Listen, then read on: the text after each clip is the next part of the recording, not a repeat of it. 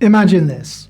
Two tech companies, identical in size and market share, face the new EU AI Act.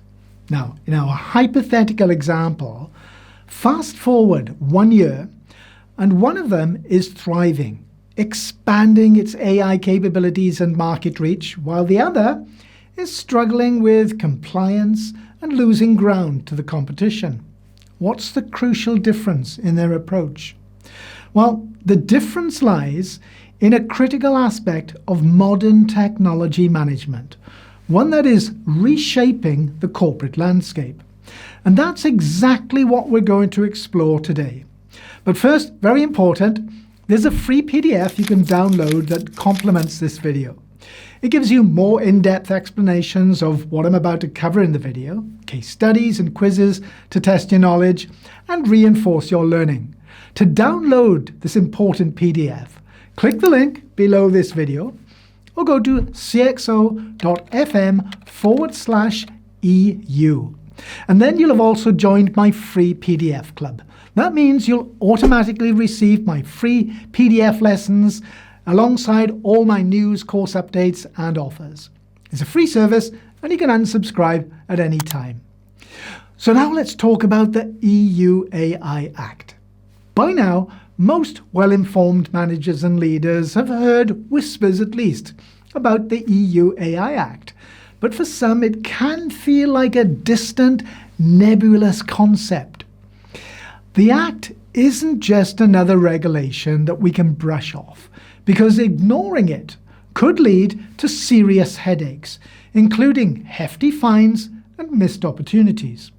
So let's break it down into some very simple terms. The EU AI Act acts like a set of traffic rules for navigating the AI landscape, classifying AI systems into 4 distinct risk categories, which I'll talk about in a minute or so. These categories ensure that AI technologies are deployed responsibly, with stricter regulations applied where the risks to safety and fundamental rights are highest, while lighter requirements will govern the lower risk applications. Now let's take a moment to put this into practice. Here's an action that you can take today. Make a list of all the AI systems your organization uses or is planning to use, because this list will be your starting point. Now let's consider the risk categories under this EU AI Act.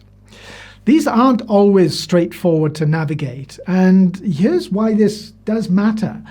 Misclassifying your AI systems could lead to non-compliance, which is not a place you want to find yourself. So let's break down these categories. First, we've got unacceptable risk. And these are AI applications that are absolute no-goes.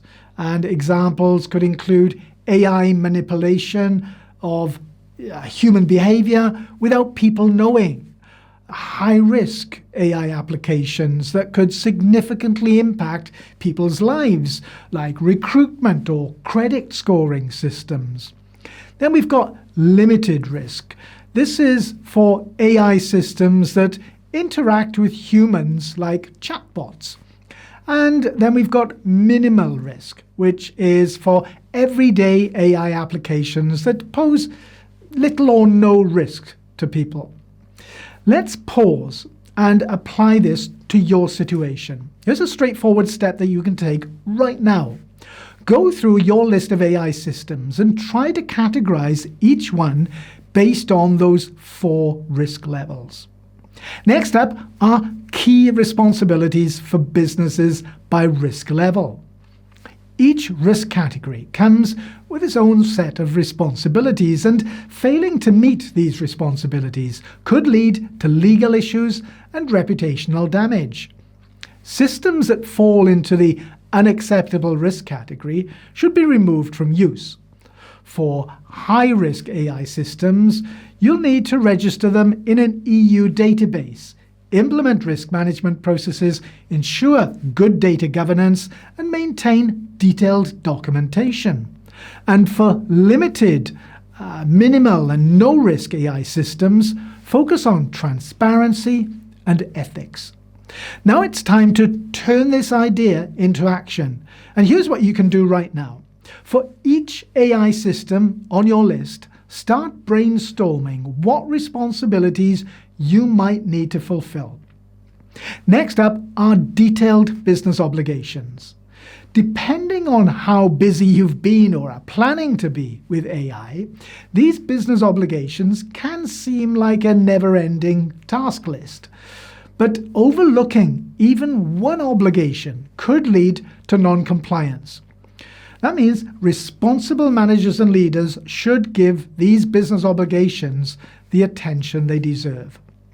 Focus on data governance, quality assurance, and technical documentation, and ensure that your data is accurate, relevant, and bias-free.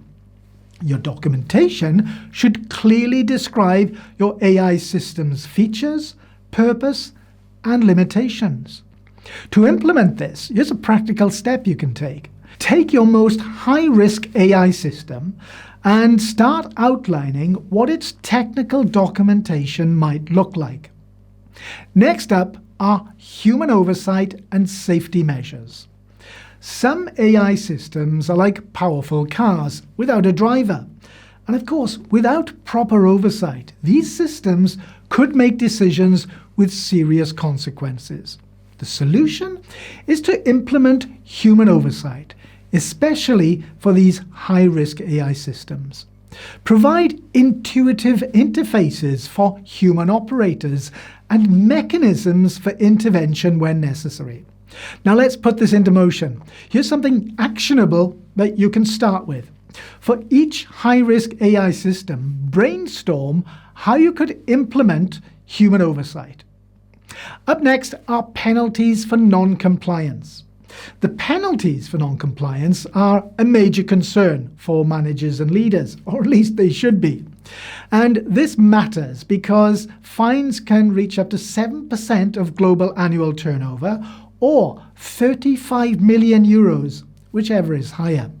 The way to tackle this is to understand the penalty structure to prioritize your compliance efforts. The harshest penalties are for using prohibited AI practices or providing false information to the authorities. Here's a quick action you can take. Conduct a risk assessment of your AI systems. Which ones, if non-compliant, could potentially lead to the highest penalties? Next, we have transition periods and key deadlines. The EU AI Act has a phased implementation, which can be tricky to navigate. There's a danger in thinking we have all the time in the world to address this. But as anyone with experience knows, deadlines can easily sneak up on us.